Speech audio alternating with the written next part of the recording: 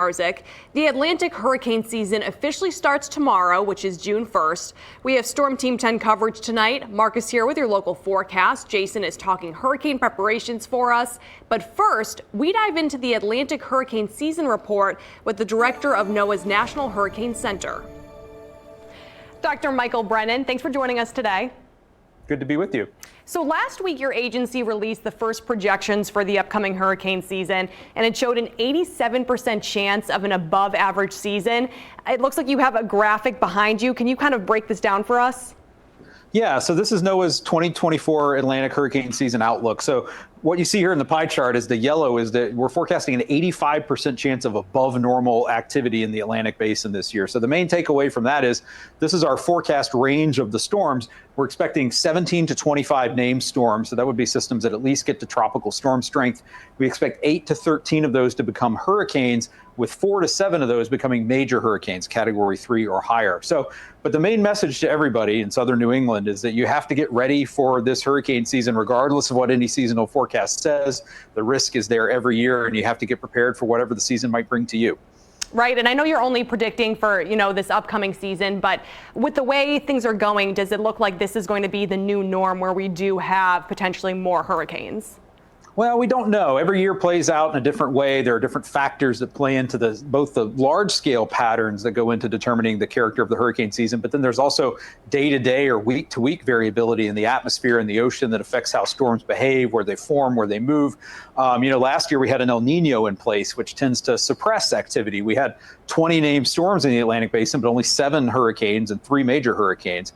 This year we're going to see a La Nina in place with more favorable conditions in the western part of the basin and the atmosphere.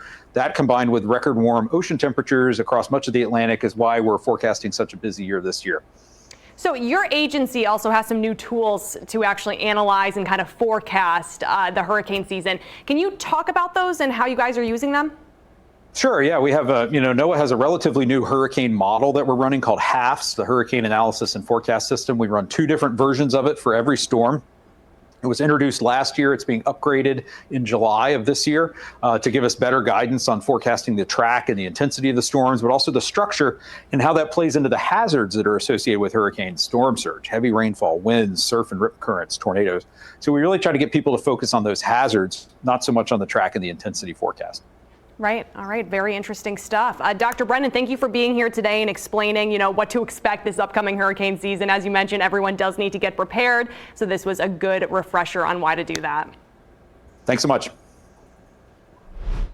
That's on the national stage. Jason Doris joins me now to break down the local impact, Jason. Yeah, that's right, Tammy. And something that's really kind of funny to think about here in southern New England, it has been quite some time since we've actually had a landfalling hurricane. So that is a Cat 1 or higher landfalling either on Long Island or somewhere in southern New England. The last one was Hurricane Bob back in 1991 as a Category 2. So we have basically had a generation and a half of southern New Englanders who have never experienced a landfalling hurricane. We've had a couple of close calls. We had Henri back in 2021. That was a tropical storm that made landfall in Westerly. Sandy, that was actually an extratropical cyclone, so it lost some of its tropical characteristics right before landfall. And then Irene came up the Hudson River Valley as a tropical storm back in 2011. So typically here in southern New England, our average return period for a landfalling hurricane is about 17 years. It has obviously been way more than that, so we are overdue for a landfalling hurricane.